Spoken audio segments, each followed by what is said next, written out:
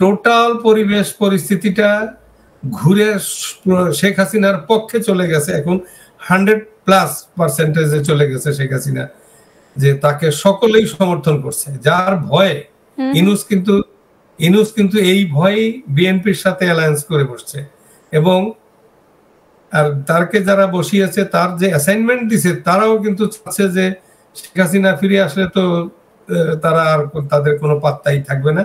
যার জন্য তারা চাচ্ছে যে আর একটা মেটিকুলাস ওয়েতে একটা ভার্টিক্যাল ইলেকশন, যেমন খালেদা জিয়া 1996 সালে 15 ফেব্রুয়ারি একটা ইলেকশন করছিল, সেটা একেবারে ভার্টিক্যাল ইলেকশন, কেউ যায় নাই। যার জন্য 15 দিন গভর্নমেন্ট ফর্ম করে 15 দিনও থাকতে পারেনি, তাকে আবার সেই পদত্যাগ করতে হয়েছে।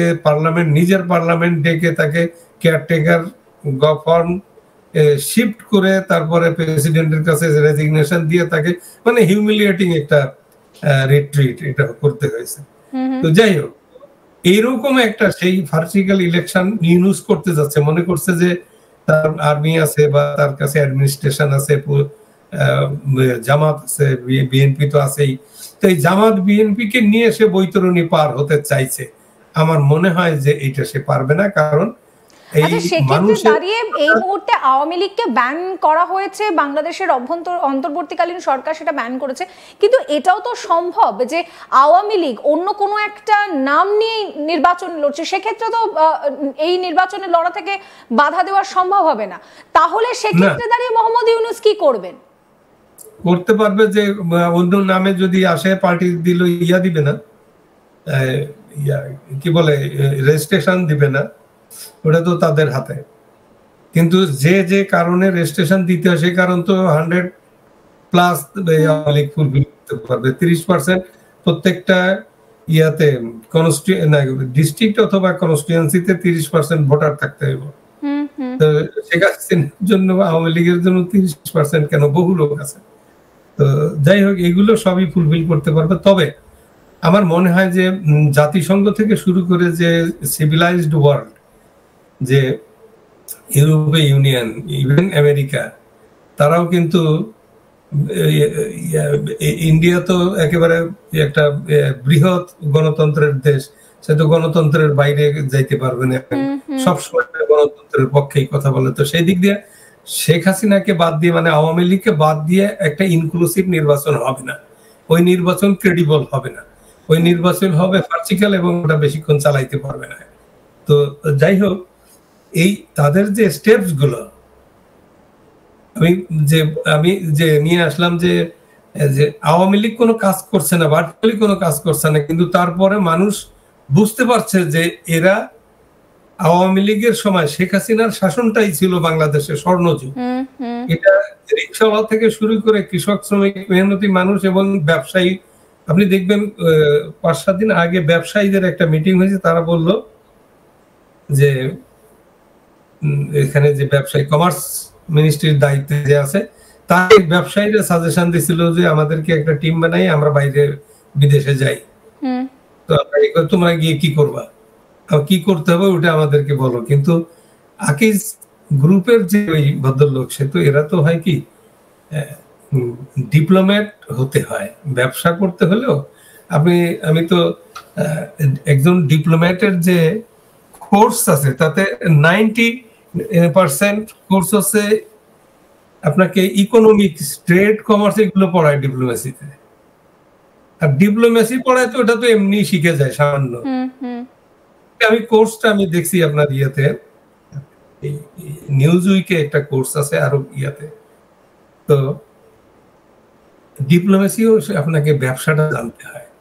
তো যে শুধু একজন লোক, তার বাবার ব্যবসা ছিল, সে এসে বললো যে হ্যাঁ আমি এটা নিয়ে আমেরিকার মার্কেটে, দিল্লির মার্কেটে, বিভিন্ন জায়গায়, চায়নায়, রাশিয়াতে, ইউরোপে গিয়ে বলবে যে আমার সাথে এটা করে, এগুলো একটা মানে বাচ্চাদের মতো কাজ। ওইটা ট্রেড বডি সেদিন তারা মিটিং করে, তারা পাবলিকলি প্রেস কনফারেন্স এটা বলে দিচ্ছে যে আমাদের জন্য একটা ভয়াবহ বিপদের ভিতরে পড়ে গেলাম এই সরকারের কারণে, তারা কোঅপারেশন করলো না। তো এইভাবেই তাদের আপনার সমস্যা, কিন্তু তারা একেবারে বিভিন্নভাবে সর্বস্তরে তারা সমস্যা তৈরি করে রাখছে। ইভেন আপনি যদি দরকার নাই যে ইউনূস তুমি আরো 2 বছর থাকো, ইউনূস 6 মাস পরে পালিয়ে যাবে। দেশের সমস্যা তৈরি করছে। এটা ইউনূস ভাবতেছে যে আমি 5 বছর থাকলে আমি অনেক কিছু করতে পারবো, কিচ্ছু করতে পারবে না, গণপিটুনি খাবে, ধাওয়া দিবে, মানুষ ঘেরাও করবে। আবার এই ছবিটাও দেখুন যে শেখ হাসিনা তিনি যখন থেকে বাংলাদেশে নেই তিনি বেশ কিছু প্রেস এই ভিডিও কনফারেন্স করেছেন, সেখানেও তার সঙ্গে যে এখনো পর্যন্ত বিপুল মানুষের সমর্থন রয়েছে সেই কনভারসেশনগুলোতে পরিষ্কার সেগুলো বোঝা যাচ্ছে। বাংলাদেশের মানুষ তারা শেখ হাসিনাকে সেই কষ্টের কথাটা জানাচ্ছেন যে আপা আপনি নেই, এই এই কষ্ট হচ্ছে বা এই এই আমার পরিবারকে ফেস করতে হচ্ছে। এটাও তো তার কাছে একটা মানে পজিটিভ সাইন বলা যেতে পারে।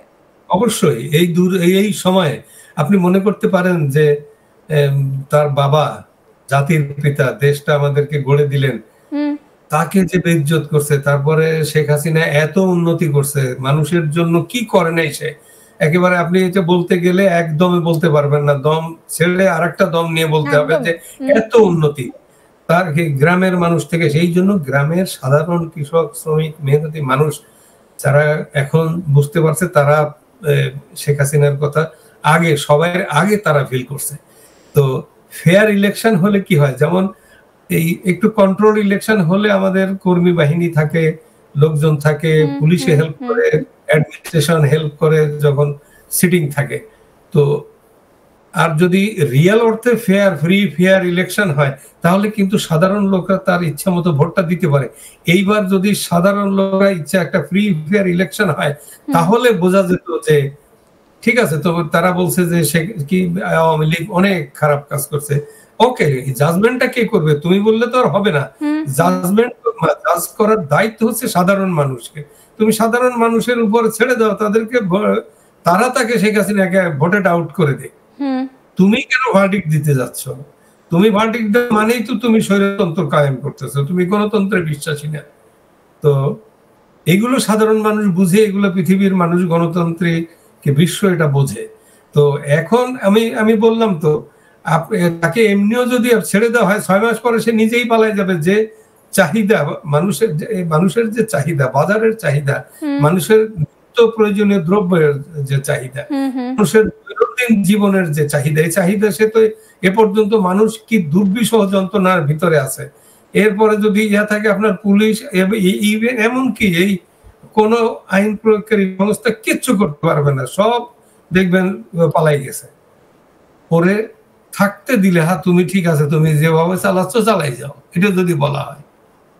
তো আমার কাছে একটা জিনিস, লেটেস্ট জিনিসটা আমার কাছে মনে হয়েছে, ট্রাম্পের যে ডিগবাজিটা আমার মনে হয় যে এটা কাজে লেগে যাবে। কারণ ইন্ডিয়ান প্রাইম মিনিস্টার মোদিজি যেভাবে খুব ম্যাচিউরড একটা চাল মারছে, এদিকে রাশিয়া, চায়না এবং রিক তৈরি করে দিয়ে আর কয়েকটা দেশের সাথে যে বিশাল বিশাল কিছু ট্রেড এগ্রিমেন্ট করছে, সেগুলোতে বুঝাই দিছে যে আমি 140 কোটি মার্কেটের মালিক,